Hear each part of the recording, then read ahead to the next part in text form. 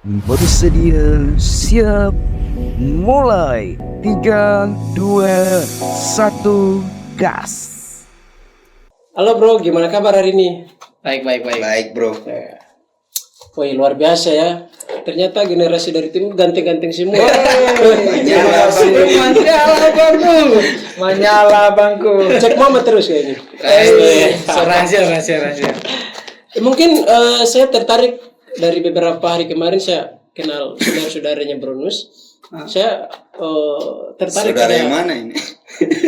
Ada saudaranya sih. Tapi saya juga nggak tahu ini saudaranya benar apa enggak. Tapi ya saudaranya. Ada sedikit cerita tentang Brunus. Jadi saya mungkin lebih mempertanyakan langsung aja. Kira-kira gimana sih Brunus sampai bisa di Jakarta? Oke. Awal mula saya ke Jakarta ya. Ini sih kalau saya cerita panjang lebar nih. Kalau kita ini. Sebenarnya waktu saya datang ke Jakarta itu, teman-teman, itu saya datang ke Jakarta sebenarnya tujuannya kuliah hukum juga sebenarnya awalnya. Awalnya saya harusnya datang kuliah hukum. Jadi hakim. Enggak, saya dari dulu itu waktu SMA itu setelah lulus itu saya pengen jadi pengacara karena saya mau ikutin kakak saya kan. Kakak sepupu saya itu Seperti Broatin dong nantinya. Wih, Ya, menarik. seharusnya seperti itu karena kakak sepupu saya itu kan pengacara di Surabaya kan. Wah, Dan saya udah senang udah sampai Jakarta ya. Saya kan bersama dengan seorang hamba Tuhan juga dia antar. Dia bilang nanti dia mau kasih kuliah ambil hukum ya udah. Saya datang sampai Jakarta tuh awal 2016 yang tahun yang lalu. Sampai Jakarta saya kaget bro. Saya kaget kok. Sampai sini diperkenalkan bahwa wah dia ini mau sekolah Alkitab. Wah syok dong. Kaget bro. Ya. Kan di Ambon bilangnya mau datang kuliah ambil hukum nih mau jadi Di kampungnya rajin ke gereja nggak? Wah saya beberapa tahun belakangan aja itu saya tuh beberapa tahun belakangan baru masuk gereja. Jadi awalnya di sini awalnya mulai dari 2015-16 itu yang saya mulai masuk gereja. Soalnya saya lama banget nggak masuk gereja. Terus saya kaget kan, lah orang seperti saya mau jadi apa? Saya sekolah Alkitab saya aja nggak pernah masuk gereja loh, jarang banget. Saya baru masuk gereja lagi 2 tahun nih belakangan ini, iya kan? Jadi saya kaget.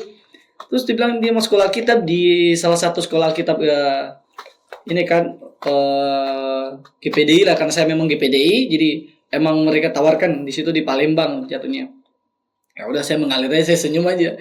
Cuma dalam hati saya, Tuhan, kok dibohongin sih? Tapi saya ngapain saya datang ke sini gitu kan? Iya. Tapi kayak saya merasa bahwa puji Tuhan sih, maksudnya ada jalannya Tuhan juga kan, sehingga saya boleh kesini juga. Nah, saya tetap mantapkan diri, saya sambil berdoa itu saya berdoa terus kan tiap hari dan kami memang rutin selama tinggal di rumah, rutin doanya setiap jam 10 malam sama jam 4 pagi atau jam 5 pagi. Nah itu pasti rutin paling lambat tuh sejam kan. Dan emang berjalannya waktu teman-teman. Wah, kayak saya dipakai kayak untuk melayani Tuhan ya kan. Mulai itu wow, ada proses-prosesnya sampai sekarang ini nih. Sampai saya selesai lulus utusan S1 nih kan. Tapi itu udah ada S1 saja ya? puji Tuhan saya udah S1. Wah, keluarga. Puji Tuhan. Dan S1-nya teologi ya? Teologi puji Tuhan. Rencananya jadi prajurit hukum ya? Iya, Ternyata tapi jadi prajurit Tuhan. Luar biasa luar rencana Tuhan. Tapi itu luar biasa teman-teman, kayak ada proses yang tadinya saya nggak bisa berdiri di depan orang banyak kan. Saya nggak bisa, saya paling penjalan kolekta ya kan. Terus tiba-tiba dipakai lagi untuk jadi WL, jadi singers dan diajak pelayanan di mana-mana. Wah luar biasa nih, diajak pelayanan sampai di Surabaya. Bahkan saya hitung-hitung puji nama Tuhan lah, semua karena berkat Tuhan. Daerah-daerah yang tidak pernah saya jangkau, itu jangkau teman-teman, luar biasa. Oke. Sebelum ke akhir ceritanya, sabar dulu. Kita masih punya banyak teman-teman ini. Kita masih punya banyak teman-teman nih. Jadi nanti kalau udah kelar, nanti tongkrongan kita gini-gini doang dong. Habis cerita, wah. Langsung Kak. Saya juga terinspirasi dengan Bro Ate dari situ. Karena karena kemarin saya pernah mendengar juga bahwa bagaimana dengan nasib mahasiswa yang kemudian dibiayai kedua orang tuanya, tapi ujung-ujungnya mereka tidak menyelesaikan studi, malah datang kuliah main-main. Istilahnya jadi mahasiswa yang hedonis. Tapi hedonis apa ya? Hedonis itu mahasiswa yang kemudian datang hanya sekedar datang kampus kuliah, Iya, iya. menunjukkan pamer-pamer materi. Absen lah ya. Habis itu Rutinitas saja. nggak ada, nggak ada lagi selebihnya. Nah, tertariknya karena saya dengar bahwa sekelas dari Bro Aten, bahwa Bro Aten itu teman-teman beliau ini dari kuliah itu tambah kerja. Wah, luar biasa ini. Luar biasa. Kira-kira bisa ceritakan pengalaman sedikit bagaimana tentang seorang mahasiswa yang di perantauan bekerja sambil kuliah. Kira-kira gimana sih perasaannya? Gak tahu juga. Ayolah berbagi ya kan. Kita harus berbagi ya, Ya, kita kan. harus berbagi loh. Iya. Bisa menjadi inspirasi bagi kita semua. Iya. Iya kan? Benar. Ya apa ya yang mau dicerita? Nah kalau bicara pengalaman ya, kan semua balik ke motivasi aja mengenai apa namanya yang kuliah cuman sekedar apa namanya rutinitas saja tadi ya gitu ya.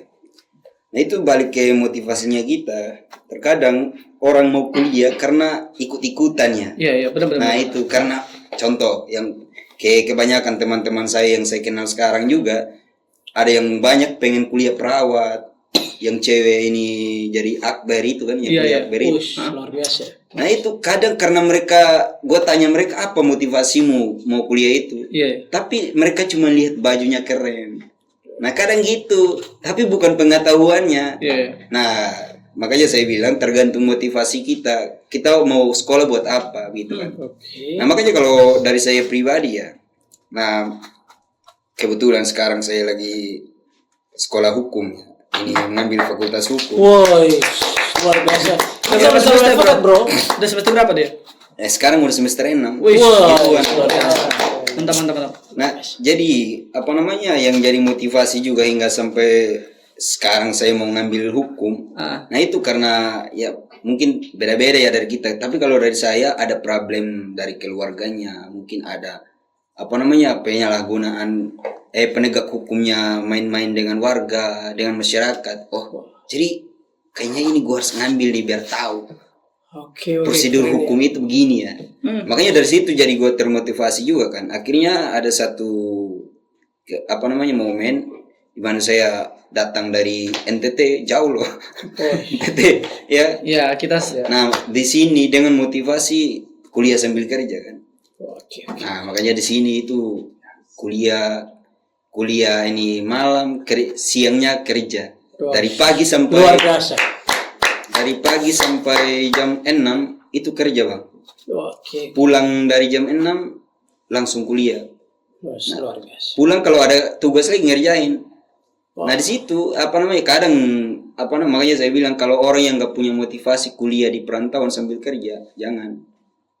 Karena banyak sekali tantangannya. Tapi itulah luar biasanya Tuhan sampai sekarang saya udah semester 6. Wah, luar biasa. Mungkin itu ya. luar biasa. Ya mungkin dari kedua teman ini sangat menginspirasi. Ada teman kita ini yang kemungkinan jauh berbeda dengan kedua teman ini. Akarnya ini. Ini karena dari sekilas latar belakang yang kemudian saya sempat dengar bahwa beliau ini adalah satu keran pembuka agar adik-adiknya bisa sekolah. Iya. Dan kemungkinan besar puji Tuhan sekarang ada yang termasuk Bro Sony, ada adiknya juga udah mendapat gelar sarjana, ada adiknya juga yang sekarang udah mau persiapan wisuda. Ini sesuatu yang luar biasa. Iya. Ya, kita harus tanya dulu dong. Kira-kira gimana sih selaku pembuka keran keluarga untuk masa depan? Bisa cerita nggak? Ya. Termotivasi dari mama kan. Mama itu salah satu orang yang memberikan motivasi kencang sebenarnya. Kalau Tapi ditanya beda tuh dengan mama Dukungan ya. ya, dukungan seorang mama itu sangat penting. Tapi ya di Kalimantan Aman aman berarti. terkendali. Oke lah. Sambil cek toh. Oke. Oke. Kalau ditanya kenapa bisa sampai apa namanya bawa saudara-saudara dorong untuk ke kuliah gitu di Jakarta, motivasi saya supaya tidak hanya sekedar saya sendiri yang berhasil gitu ya. Walaupun apa namanya saya adalah keluarga yang sederhana, saya bilang saya selalu katakan bahwa kalau kita adalah keluarga yang dari sederhana, kalau Tuhan pernah tolong saya, itu doa saya, dan saya yakin bahwa Tuhan yang sama yang akan menolong adik-adik semua, saudara-saudara. Luar biasa. Itu yang menjadi satu motivasi saya kenapa saya bilang bahwa ke Jakarta, satu supaya mereka mengejar masa depan mereka gitu ya. Tidak hanya mereka melihat bahwa apa yang terjadi di daerah, apa yang lihat orang lain sukses dan sebagainya, tetapi kenapa saya bawa mereka ke sini supaya bukan berarti di daerah tidak berhasil tergantung dari kitanya gitu ya. Tetapi saya bawa mereka ke sini supaya melihat sesuatu yang baru gitu ya, supaya melihat mengupgrade hal-hal yang baru, belajar hal-hal yang baru, dan saya yakin ketika mereka sudah ada di satu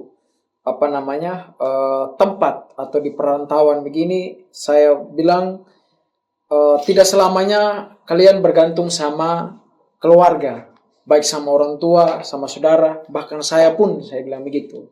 Dan yang bisa menentukan masa depan kalian adalah kalian sendiri. Dari mana kalian ditempatkan, di mana kalian belajar, di mana kalian berpendidikan, di mana kalian bekerja, di situ adalah kesempatan kalian benar-benar belajar dan melihat bahwa masa depan itu ada dalam kalian sendiri. Karena hidup ini adalah pilihan, saya yakin bahwa Tuhan pasti akan cukupkan semua. Dan saya melihat bahwa satu adik saya berhasil 2022 kemarin, dia baru menyelesaikan S1 gurunya, dan saya lihat bahwa wah, Tuhan begitu luar biasa. Dan di situ ketika Tuhan buka jalan, di situ lagi Tuhan kasih kesempatan lagi saya kembali ke Sumba 2021 untuk jemput dua adik yang satu adik laki-laki dengan adik sepupu yang satu, dan sekarang mereka sedang dalam proses di bangku kuliah. Dan saya percaya Tuhan pasti pelihara, Tuhan pasti cukupkan semuanya. Itu yang menjadi motivasi. Jadi sekali lagi yang menjadi motivasi saya adalah saya tidak hanya saya sendiri yang berhasil, saya mau lihat saudara-saudara saya juga berhasil. Disitulah nanti bahwa tanda-tanda mujizat itu selalu ada buat keluarga saya secara pribadi, dan saya yakin itu akan memotivasi semua orang, motivasi orang lain juga gitu ya, bahwa kita itu orang yang selalu beriman, selalu ada mujizat. Amin. Luar biasa. Kan dari tadi kan dia nanya sama kita kan, beliau ini kan. Ya, sekarang kita tanya balik ke beliau. Nah, kita tanya balik sesuai pertanyaannya dia aja tadi. Nah, kira-kira tanggapannya bagaimana? Kalau pertanyaan yang lu lontarkan tadi ditanyakan kembali pada dirimu, biar termotivasi juga kan? Iya, harus. Sekarang udah lulus di Pradi ya? Wih, menyala bang gue. Nyala. Sekarang kemarin daftar di mana? S2 sekarang. S2. Luar biasa kan, dari Maluku, Bray. Maluku ini. Pantas mama bukti bahwa anak-anak dari timur bisa tembus di bisa. sana. Makanya kita harus benar-benar punya tujuan yang benar. Itu dia. Kalau kita nggak punya tujuan yang benar, pasti kita akan hancur di perantauan.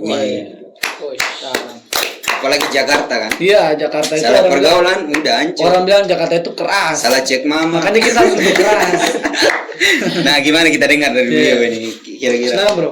Ya mungkin tidak terlepas juga dari motivasi teman-teman juga tidak jauh berbeda. Dan kemudian bagaimana sampai pada tahap ini? Iya. Mungkin beriringannya waktu pasca dari masuk kuliah, saya aktif juga dari beberapa organisasi, baik ekstra kampus maupun organisasi nasional. Iya. Nah, di situ kemudian saya diproses dengan berbagai hal yang kemudian saya juga pernah ikut tes tentara. Nah, pada saat itu gagal. Tapi gagal. Karena Tuhan tidak mengizinkan saya di situ. Okay. Tuhan sudah mempersiapkan jalan saya yang kemudian mungkin akhir-akhir ini Tuhan telah menyediakan jawaban yang hari ini saya tanyakan yang kemarin-kemarin. Tuhan sedang mempersiapkan jawaban. Oh, kamu itu ini loh ternyata ini dan ini. Iya. Terlepas dari S1-nya saya 5 tahun. S1-nya 5 tahun.